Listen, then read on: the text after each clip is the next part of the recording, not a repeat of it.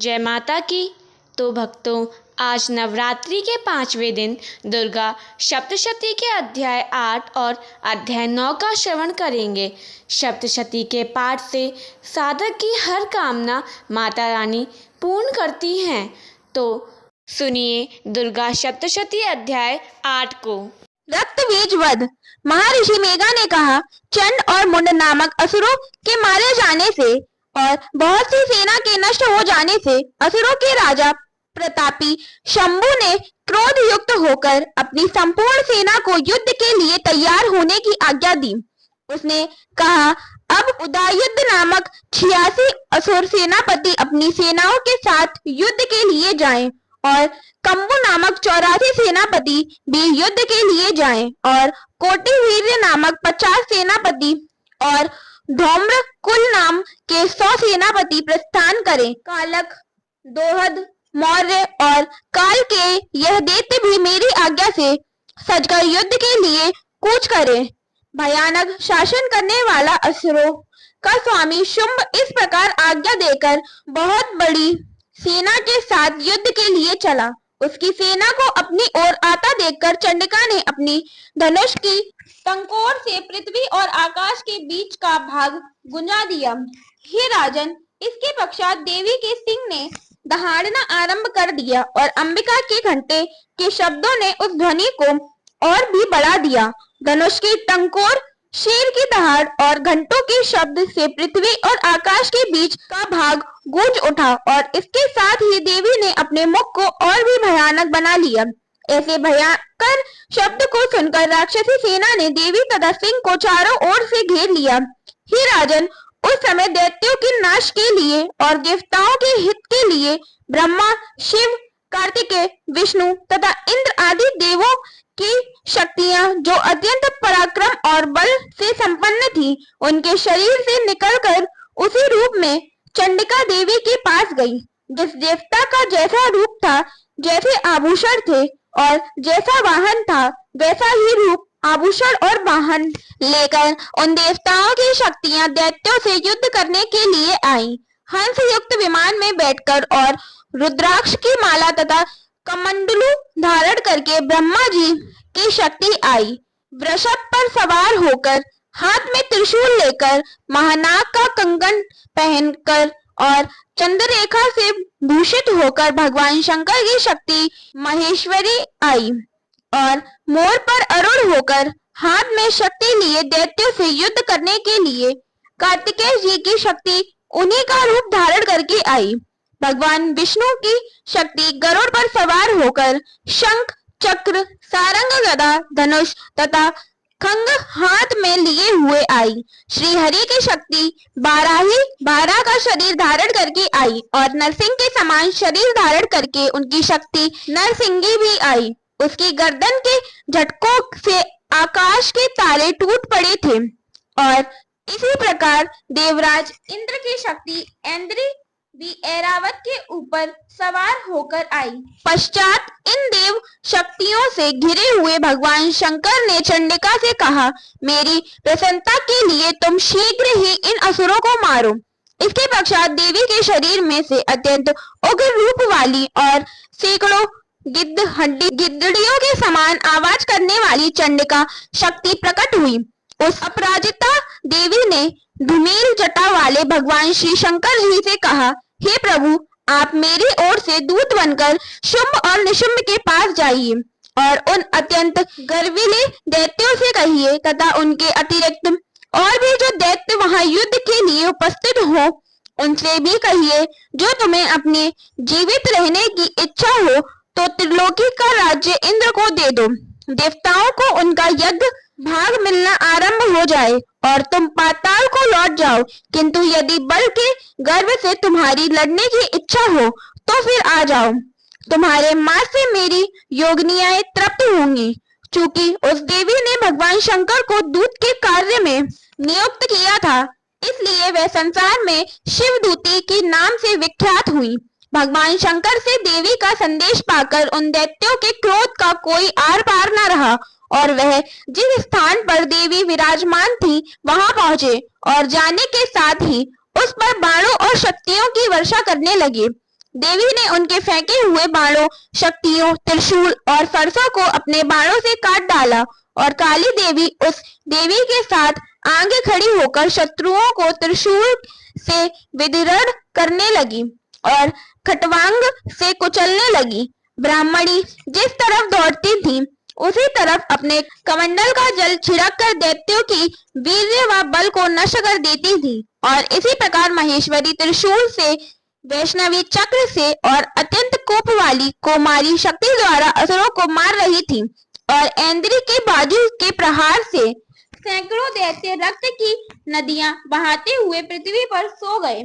वाराही ने कितने ही राक्षसों को अपनी थूथन द्वारा मृत्यु के घाट उतार दिया। दाढ़ों के अग्रभाग से कितने ही राक्षसों की छाती को चीर डाला और चक्र की चोट से कितनों ही को विदीर्ण करके धरती पर डाल दिया। बड़ी बड़ी राक्षसों को नरसिंगी ने अपने नखों से विदीर्ण करके भक्षण कर रही थी और सिंहनाद से चारों दिशाओं को गूंजाती हुई रणभूमि में विचर रही थी। शिवदूती के प्रचंड अट्टहास से कितने ही दैत्य भयभीत होकर पृथ्वी पर गिर पड़े और उनके गिरते ही वह उनको भक्षण कर गई। इस तरह क्रोध में भरे हुए मार्तगणों द्वारा नाना प्रकार के उपायों से बड़े बड़े असुरों को मारते हुए देखकर राक्षसी सेना भाग खड़ी हुई और उनको इस प्रकार भागता देखकर रक्तबीज नामक महापराक्रमी राक्षस क्रोध में भरकर युद्ध के लिए आगे बढ़ा। उसके शरीर से रक्त की बूंदें पृथ्वी पर जैसे ही गिरती थी, तुरंत वैसे ही शरीर वाला तथा वैसा ही बलवान दैत्य पृथ्वी से उत्पन्न हो जाता। रक्तबीज गदा हाथ में लेकर ऐन्द्री के साथ युद्ध करने लगा। जब ऐन्द्री शक्ति ने अपने वज्र से उसको मारा तो घायल होने के कारण उसके शरीर से बहुत सा रक्त बहने लगा और उसकी प्रत्येक बूंद से उसके समान ही बलवान तथा महापराक्रमी उन अनेकों दैत्य भयंकर रूप से प्रकट हो गए। वह सबके सब दैत्य बीज के समान ही बलवान तेज वाले थे। वह भी भयंकर अस्त्र शस्त्र लेकर देवियों के साथ लड़ने लगे। जब ऐन्द्री के वज्र प्रहार से उसके मस्तक पर चोट लगी और रक्त बहने लगा तो उसमें से हजारों ही पुरुष उत्पन्न हो गए। वैष्णवी के चक्र से और ऐन्द्री ने गदा से रक्तबीज को चोट पहुंचाई और वैष्णवी के चक्र से घायल होने पर उसके शरीर से जो रक्त बहा उससे हजारों महाअसुर उत्पन्न हुए, जिनके द्वारा यह संपूर्ण जगत व्याप्त हो गया। कुमारी ने शक्ति से, वाराही ने खड़ंग से और महेश्वरी ने त्रिशूल से उसको घायल किया। इस प्रकार क्रोध में भरकर उस महादैत्य ने सब मार्ग शक्तियों को पृथक पृथक गदा से प्रहार किया और माताओं ने शक्ति तथा शूल इत्यादि से उसको जो बार बार घायल किया, उससे सैकड़ों महादैत्य उत्पन्न हुए और इस प्रकार उस रक्तबीज ने रुधिर से उत्पन्न हुए असुरों से संपूर्ण जगत व्याप्त हो गया, जिससे देवताओं को भय हुआ। देवताओं को भयभीत देखकर चंडिका ने काली से कहा, हे चामुंडे, अपने मुख को बड़ा करो और मेरे शस्त्रघात से उत्पन्न हुए रक्त बिंदुओं तथा रक्त बिंदुओं से उत्पन्न हुए महाअसुरों को तुम अपने इस मुख में भक्षण करती जाओ। इस प्रकार रक्त बूंदों से उत्पन्न हुए महाअसुरों को तुम अपने इस मुख में भक्षण करती जाओ। इस प्रकार रक्त बिंदुओं से उत्पन्न हुए महादैत्यों को भक्षण करती हुई तुम रणभूमि में विचरो। इस प्रकार रक्त क्षीण होने से यह दैत्य नष्ट हो जाएंगे। तुम्हारे भक्षण करने के कारण अन्य दैत्य उत्पन्न नहीं होंगे। काली से इस प्रकार कहकर चंडिका देवी ने रक्त बीज पर अपने त्रिशूल से प्रहार किया और काली देवी ने अपने मुख से उसका रक्त ले लिया। तब उसने गदा से चंडिका पर प्रहार किया। प्रहार से चंडिका को तनिक भी कष्ट ना हुआ, किंतु रक्त बीज के शरीर से बहुत सा रक्त बहने लगा। लेकिन उसके गिरने के साथ ही काली ने उसको अपने मुख में ले लिया। काली के मुख में उस रक्त से जो असुर उत्पन्न हुए उनको उसने भक्षण कर लिया और रक्त को पीती हुई तदअंतर देवी ने रक्त बीज को, जिसका कि खून काली ने पिया था, चंडिका ने उस दैत्य को वज्र, बाण और खड़ग तथा सृष्टि इत्यादि से मार डाला। हे राजन, अनेक प्रकार के शस्त्रों से मारा हुआ और खून से वंचित हुआ महादैत्य रक्त बीज पृथ्वी पर गिर पड़ा। हे राजन, उसके गिरने से देवता अत्यंत प्रसन्न हुए और माताएं उन असुरों का रक्त पीने के पश्चात उद्यत होकर नृत्य करने लगी। तो इसके साथ दुर्गा सप्तशती का 8वां अध्याय पूर्ण होता है।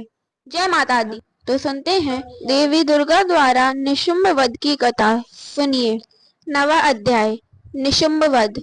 राजा ने कहा, हे ऋषिराज, आपने रक्त बीज के वध से संबंधित रखने वाला वृतांत मुझे सुनाया। अब मैं रक्त बीज के मरने के पश्चात क्रोध में भरे हुए शुंभ व निशुंभ ने जो कर्म किया वह सुनना चाहता हूँ। महर्षि मेघा ने कहा, रक्त बीज के मारे जाने पर शुंभ और निशुंभ को बड़ा क्रोध आया और अपनी बहुत बड़ी सेना का इस प्रकार सर्वनाश होते देखकर निशुंभ देवी पर आक्रमण करने के लिए दौड़ा। उसके साथ बहुत से बड़े बड़े असुर देवी को मारने के वात्स्य से दौड़े और महापराक्रमी शुंभ अपनी सेना सहित चंडिका को मारने के लिए बढ़ा। फिर शुंभ और निशुंभ का देवी से घोर युद्ध होने लगा और वह दोनों असुर इसी प्रकार देवी पर बाण फेंकने लगे जैसे मेघों की वर्षा हो रही हो। उन दोनों के चलाए हुए बाण को देवी ने अपने बाणों से काट डाला और अपने शस्त्र की वर्षा से उन दोनों दैत्यों को चोट पहुंचाई। निशुंभ ने तीक्ष्ण तलवार और चमकती हुई ढाल लेकर देवी के सिंह पर आक्रमण किया। अपने वाहन को चोट पहुंची हुई देखकर देवी ने अपने श्रूप नामक बाण से निशुंभ की तलवार व ढाल दोनों को ही काट डाला। तलवार और ढाल कट जाने पर निशुंभ ने देवी पर शक्ति से प्रहार किया। देवी ने अपने चक्र से उसके 2 टुकड़े कर दिए। फिर क्या था, दैत्य मारे क्रोध के जल भुन गया और उसने देवी के मारने के लिए उसकी ओर शूल फेंका, किंतु देवी ने अपने मुक्के से उसको चूर चूर कर डाला। फिर उसने देवी पर गदा से प्रहार किया। देवी ने त्रिशूल से गदा को भस्म कर दिया। इसके पश्चात वह फरसा हाथ में लेकर देवी की ओर लपका। देवी ने अपने तीखे बाणों से उसे धरती पर सुला दिया। अपने पराक्रमी भाई निशुंभ के इस प्रकार से मरने पर शुंभ क्रोध में भरकर देवी को मारने के लिए दौड़ा। वह रथ में बैठा हुआ उत्तम आयुधों से सुशोभित अपनी 8 बड़ी बड़ी भुजाओं से सारे आकाश को ढके हुआ था।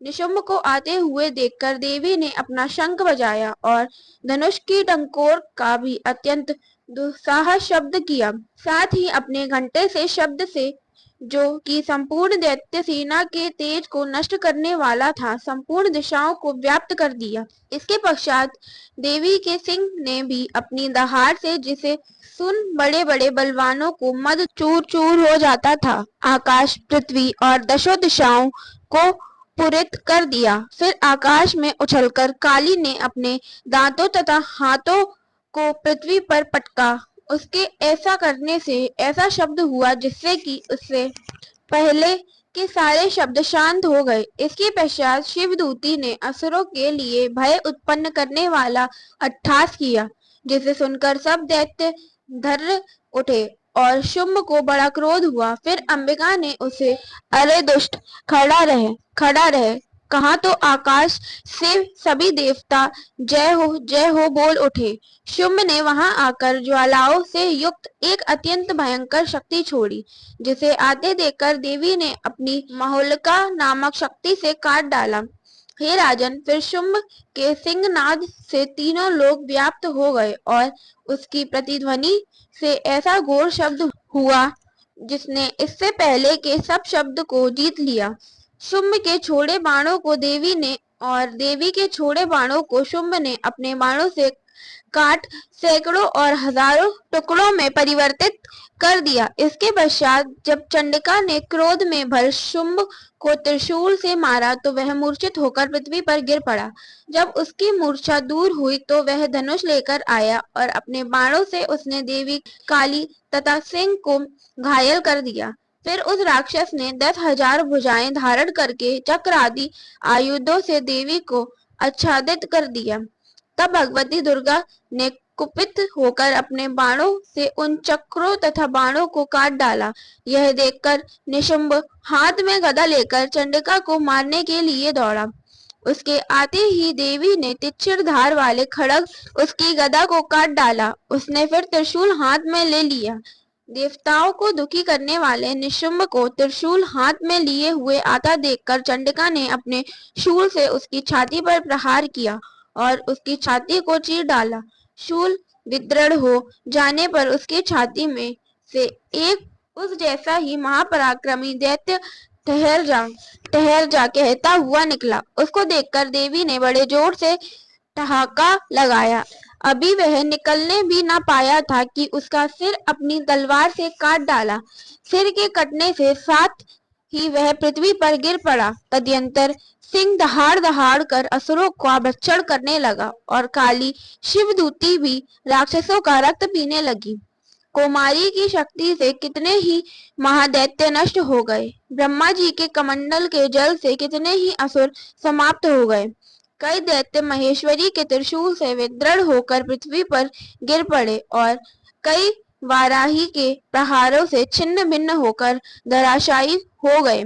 वैष्णवी ने भी अपने चक्र से बड़े बड़े महापराक्रमियों का कचूमर निकालकर उन्हें यमलोक भेज दिया और ऐन्द्री से कितने ही महाबली राक्षस टुकड़े टुकड़े हो गए। कई दैत्य मारे गए, कई भाग गए, कितने ही काली शिवदूती और सिंह ने भक्षण कर लिए। इसके साथ दुर्गा सप्तशती का 9वां अध्याय पूर्ण होता है।